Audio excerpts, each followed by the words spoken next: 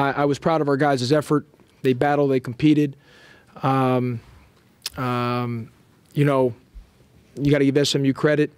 You know, I thought what hurt us today was the second chance points. They had 16 second chance points.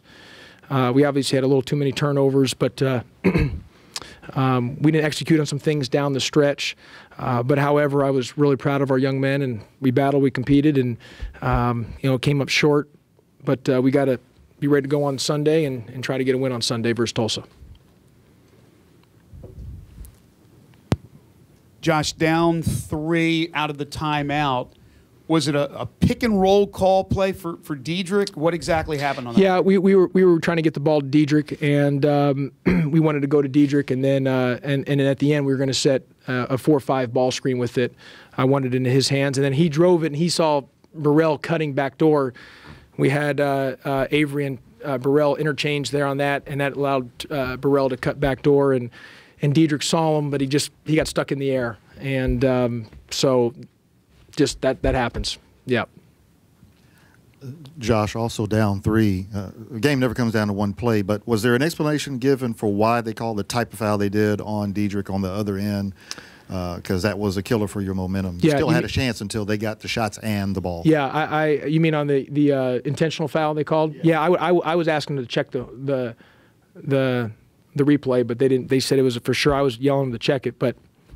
You know, I thought the officials were fine. I thought they did a good job.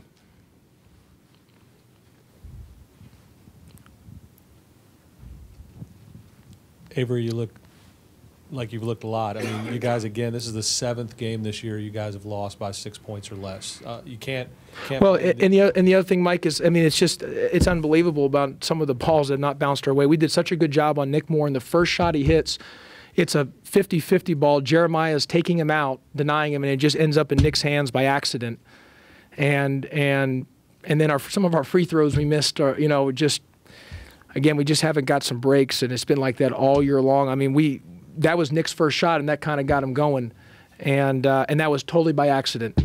And you know, I thought we did a good job for the most part on him, but not to speak for Avery, but I turned to Mark Allnut and just told Mark, I said, man, the breaks have been like that all year long where the ball's just not going our way. I mean that was a big play because we had done a good job on him, and it kind of got him going a little bit, and it was just by a freak accident he ends up with the ball. But Avery and Dedrick, from a player's perspective, how tough is this when you guys, like I said, you can't question the effort, and that's the 24th ranked team in the country, and it just doesn't go your way late. Start with Avery. Yeah, like Coach said, the ball just hadn't bounced our way. Our effort's been there. It's been there every day. It's just tough to go through what we go through, and the ball just doesn't bounce our way, man. It's tough. I don't really do moral victories. I mean, Coach doesn't.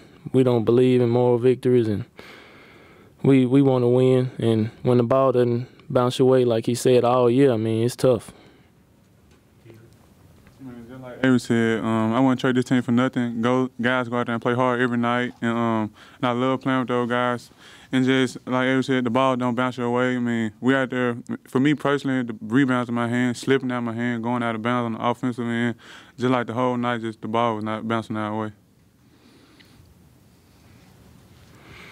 Josh, you talk about law of averages.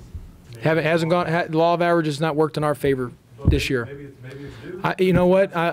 Maybe it's due for Sunday, and hopefully it's due in the conference tournament. You know, if we play like we did today, and the right Memphis team shows up, we can win the three remaining games and go ahead and win the conference tournament. That's been one of the things that's been frustrating, I think, for the young men and on the team and myself and the rest of the fan base has been. You know, we've been hot and cold throughout the year, and you know, we've been really at a high level 2 games in a row or a game in a row, and then a game you just. You know, we don't play as well. And, you know, we've had times where I mean, all year long we've practiced very well. Even like leading up to our games where we lost to, you know, those East Carolina or Tulane or South Florida, I mean, there was no warning signs. We had practiced so well. And these guys would tell you, I mean, our energy was great. And then how we practice is not how we played. And that's usually a correlation is how you practice, how you play. But there's many times this year how we've practiced is not how we played. And that's been a frustrating thing from my standpoint because you feel good going in because the practices have been at a high level. And then we've laid some eggs throughout the year. And now today it was I mean, we practiced well and we had good carryover. We played well. It's just just been one of those years. Diedrich, speaking of that theme of which team is going to show up, which player is going to show up, you had 6 points at halftime. You ended up with 18. What were you doing different, and is there a focus on your part of being more consistent throughout a game? It's just what Coach Pastor preach all the time. I mean, sometimes I get in the habit of just coming from high school, just attack as soon as I get it and I land the ball, flow around. In the second half, we let the ball swing through, go to this side, go that side, come back, rhythm shots. It's just getting into the rhythm of the game and making my moves. For Diedrich and Avery as well. At this point in the season, 3 more games left in the regular season, what can you guys take from these last 3 games? And Coach said the effort's always been there. How have you guys continued that consistent effort when the breaks haven't gone your way? Start with Diedrich. For me, I just hate to lose. I never been around.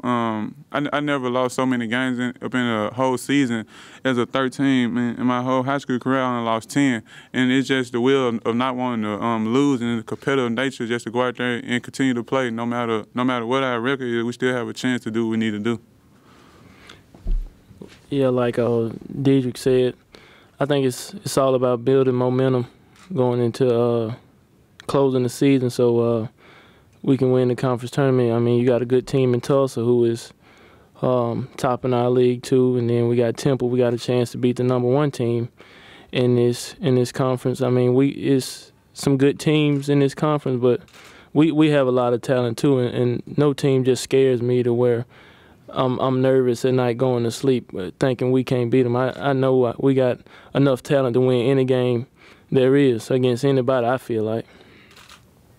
Do you ever, Josh, feel bad for, I mean, a game like this would have obviously felt good for everybody. Do you feel bad for the kids after one like this gets away?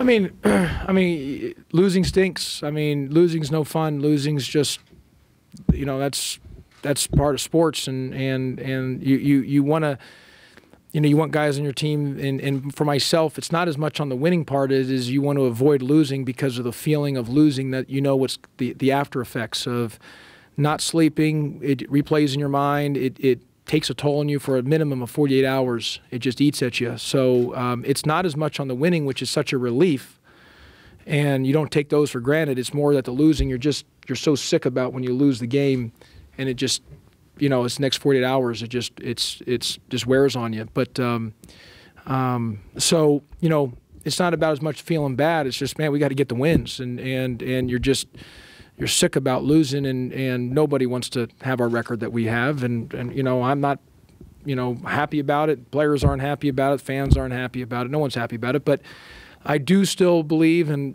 this group and in these young men, and we still got 3 good games left. We got to find a way to get some wins moving forward, and then try to go win the conference tournament, which is wide open in a neutral site setting. Josh, piggybacking on what Mike said earlier, all these losses that have come down to the wire, a play here, a play there. What's it like in the huddle during these timeouts, late in the game, when you need a big play, and these plays haven't come through? Do the guys seem tight? Do they seem loose? Greg, we work on late game situations in practice. I mean, that's my point, is we do things in practice. And, we work on late games, time and score situations, and all those good things that you work on. It's just, it's just been that type of year. And I go back to the ball that bounced in front of Jeremiah to Nick Moore hits his first bucket. I mean, it's literally been that year. I mean, and I love Avery. I mean, he's our best shooter, and he missed 2 free throws, or Ricky missed some free throws. I mean, it's just been that type of year. I mean, it's where it's just been abnormal for us. I mean, it seems like it's kind of, kind of one bounce on another bounce on another bounce. It just has not gone our way. And however I say all that, I still believe we're due at some point, and I do believe that this team can still win games, and we can win the next 3, and we can win the conference tournament. I truly believe that. Hopefully tonight our effort was a great step. We got to finish. We just got to finish. And I liked our game plan. I thought, we rotated those 3 guys and just moved Sam, Jeremiah, and Markel defensively. And, obviously Shaq fouling out. I thought, Jake took 2 charges, and Nick, gave good effort. And obviously Diedrich and Avery, those guys, obviously bring it every night. So just a tough loss, no other way to describe it.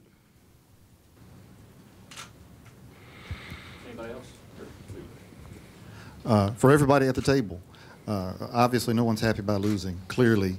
But do you build on the fact that this is the number 24 team in the country? You've had some bad losses. At least you're seeing the kind of effort tonight and the kind of execution you needed. Well, Leroy, again, like I said, the frustrating thing is if we play like this in some of those other games, we win the game. So it's if the right Memphis team, which is tonight, the right Memphis team showed up, and again, we weren't perfect. We had mistakes, but if our effort shows up like that and the right Memphis team, we're capable of beating anybody.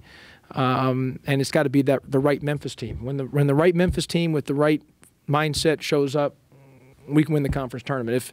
If the Memphis team that shows up against South Florida, it'll be an early trip back home. So that's about as simple as I can put it. And hopefully these next week and a half before the conference tournament, the right Memphis team shows up.